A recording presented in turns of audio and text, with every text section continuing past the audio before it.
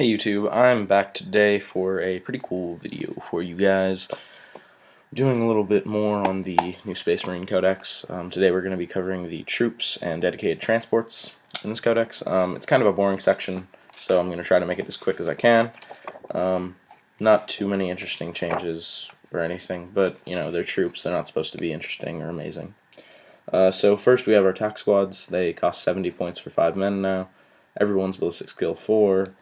3 up saves. You can take 1 item from special or heavy weapons for every 5 men in the squad. You can only bring 10 space marines. Yeah, you can only bring 10 space marines in an attack squad. You can upgrade the sergeant to a veteran sergeant. He can take from melee or ranged weapons. You can take drop pods, rhinos, or razorbacks as dedicated transports. So yeah, not too much changed. Then we have scout squads. 55 points for 5 guys. You can take camo cloaks, sniper rifles, shotguns, close combat weapons, heavy bolters, missile launchers. Well, heavy bolters and missile launchers are one per squad. You can upgrade to a veteran sergeant or Sergeant Tellian. Melta bombs, teleport Homer, that sort of thing. You can use a land speeder storm as a dedicated transport. It's really nice that scouts have transport now. But yeah, Sergeant Tellian's, he's pretty cool. Tellian, he's just good. He costs about as much as a scout squad though, so definitely think about where your points are going before you put him in a squad.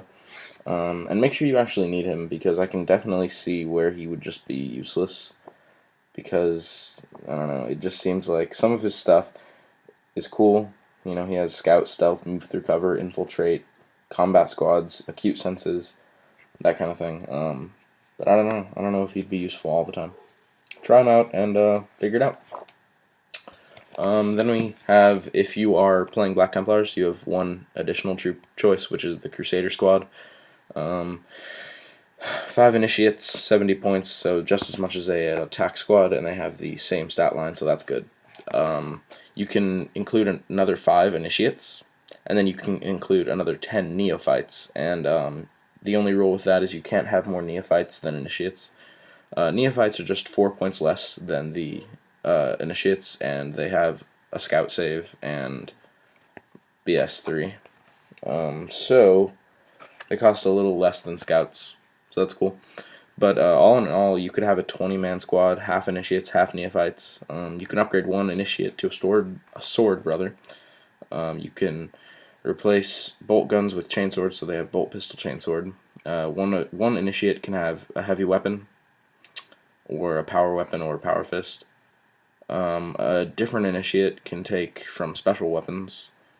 Any neophyte can replace his bolt gun with a Space Marine shotgun or close combat weapon. So yeah, neophytes are just scouts pretty much. Sword Brother can have melee weapons or ranged weapons, so grav guns, grav whatevers, power fists, that kind of thing. And then they can take drop pods, rhinos, razorbacks, and Land Raider Crusaders. And that's because Black Templars have something really big to do with the Land Raider Crusader. I forget what it is though. But yeah, that's pretty cool. You could make a 16-man squad, put it in a Crusader. There you go. But that's it for the troops themselves. Now we're going to move on to the transports. Again, pretty boring. Not too many changes. The Rhino is 35 points now. Same armor, same hull points that it always was. It can take from vehicle equipment, so dozer blades, extra armor, hunter killer, that sort of thing. Razorback is 55 points. It's the same it always was. Same armor, same hull points. It can take from vehicle equipment. It can also take either heavy flamer, assault cannon, las cannon, or las cannon with a twin-linked plasma gun. The Razorback can carry 6 models. Rhino can carry 10. Drop pod can carry 10 models, or a dreadnought, or a thunderfire cannon, and a tech marine gunner. So that's cool. Armor 12 all the way around, 35 points. It can take a locator beacon or a Deathwind launcher. And then we have a Land Speeder Storm, which is 45 points. Transport capacity is 5 scouts. It can bring a heavy flamer, multi-melta, or an assault cannon. It has the deep strike and scout special rules, heavy bolter, Cerberus launcher, jamming beacon. So yeah, the only thing with the upgrades for scouts that they gained, like I'm not sure. If you bring a Landspeeder Storm, you're paying as much. You're gonna end up paying, like, for a Landspeeder Storm, the amount that you pay is going to be enough to get you another 5 scouts.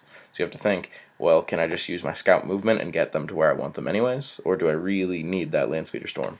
The same thing goes for Tellian. Tellian costs about as much as a scout squad as well. So you just got to keep that in mind. Do you want more scouts, or do you want a leader and a transport, or I should say. But yeah, that's pretty much it for troops and dedicated transports. I know it's not very interesting, but troops aren't usually interesting in these codexes. They didn't change much. They probably won't change much.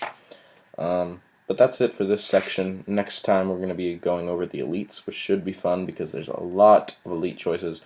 They're very interesting, lots of changes, very cool stuff.